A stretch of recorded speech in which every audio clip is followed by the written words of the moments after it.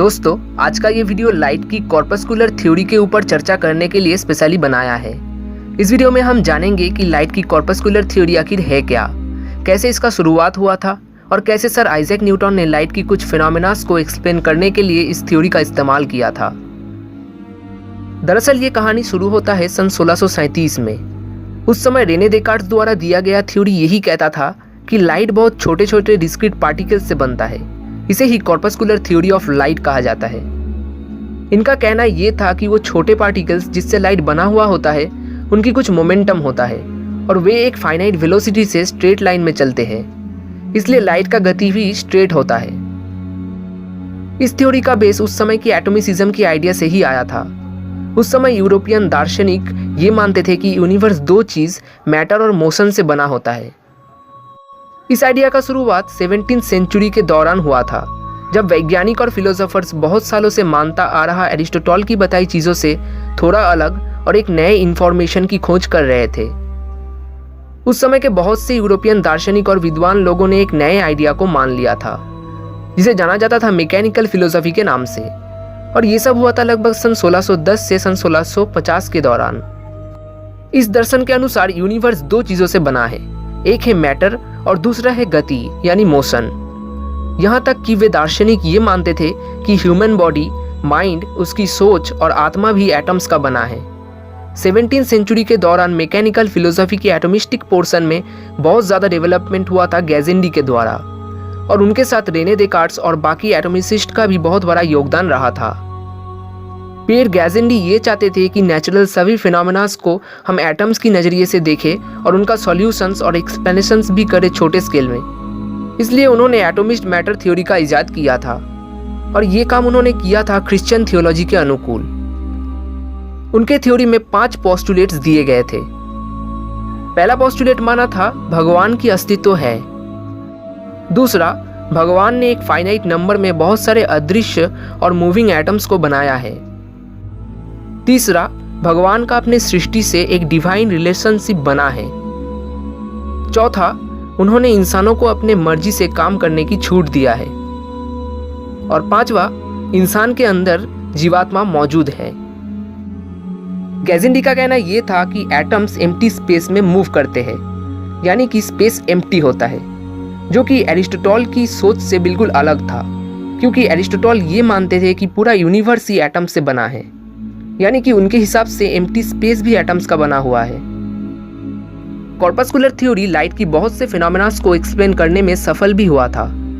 उस समय के मशहूर वैज्ञानिक सर आइजैक न्यूटन द्वारा सन 1672 में कॉर्पस्कुलर थ्योरी और भी ज़्यादा डेवलप हुआ था। उसके बाद 100 सालों तक ये थ्योरी एकमात्र थ्योरी बना रहा लाइट और उसके कैरेक्टरिस्टिक्स को लेकर।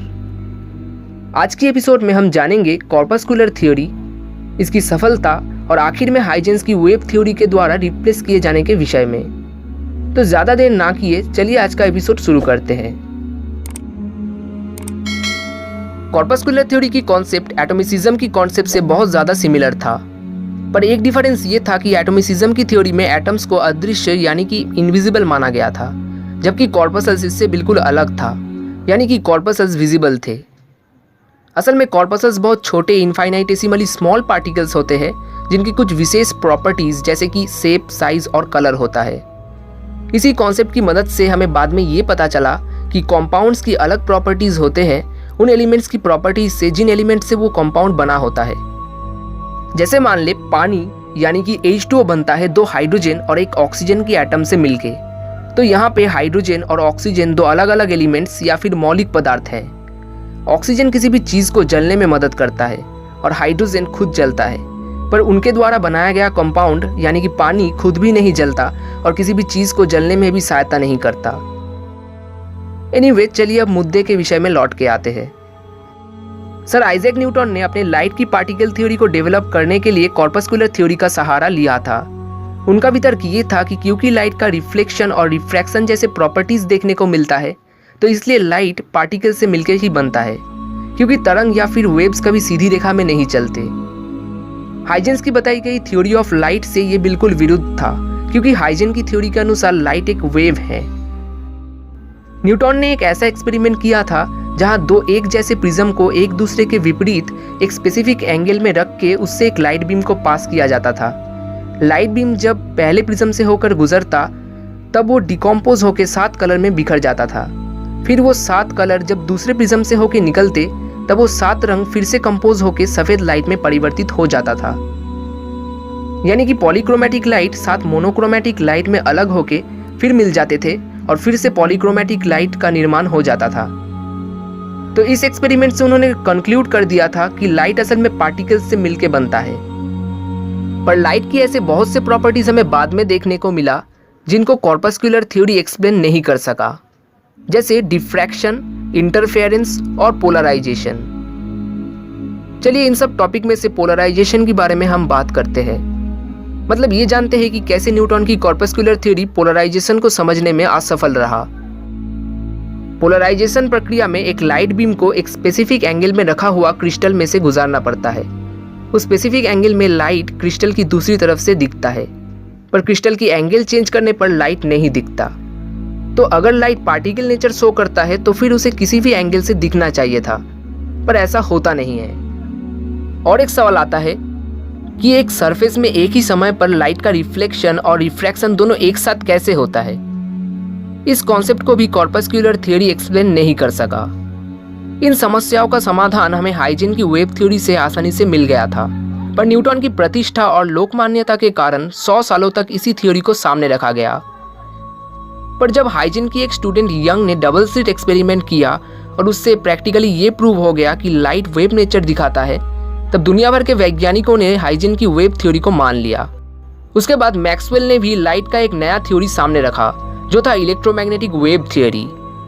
पर क्वांटम मैकेनिक्स के चलते आज हम ये जान पाए हैं कि लाइट पार्टिकल नेचर भी शो करता है और वेव नेचर भी। इसे हम वेव पार्टिकल डुअलिटी के नाम से जानते हैं। पर कैसे हाइजेन की वेव थ्योरी, मैक्सवेल की इलेक्ट्रोमैग्नेटिक थ्योरी और आखिर में डुअल नेचर ऑफ लाइट का आविष्कार हुआ था, इन सब की भी अपनी अपनी अलग कहानियां हैं। आने वाले एपिसोड्स में हम एक एक करके इन सभी थ्योरीज के ऊपर चर्चा करेंगे। आज के लिए बस इतना ही। मिलते हैं ऐसे ही किसी इंटरेस्टिंग टॉपिक को लेके। तब तक के लिए अगर आपको ये वीडियो अच्छा लगा है और आपको कुछ जानने को मिला है तो इसे अपने दोस्तों के साथ शेयर करें, और ये वीडियो अगर पसंद आए तो इसे लाइक कीजिए। अगर आपने हमारे चैनल को सब्सक्राइब नहीं किया है तो जल्दी से कर लीजिए। ये वीडियो आपको कैसा लगा और आने वाले समय में आप कैसी वीडियोस देखना पसंद करेंगे ये कमेंट में ज़रूर बताएं। और वीडियो को पूरा देखने के लिए आपका बहुत बहुत धन्यवाद।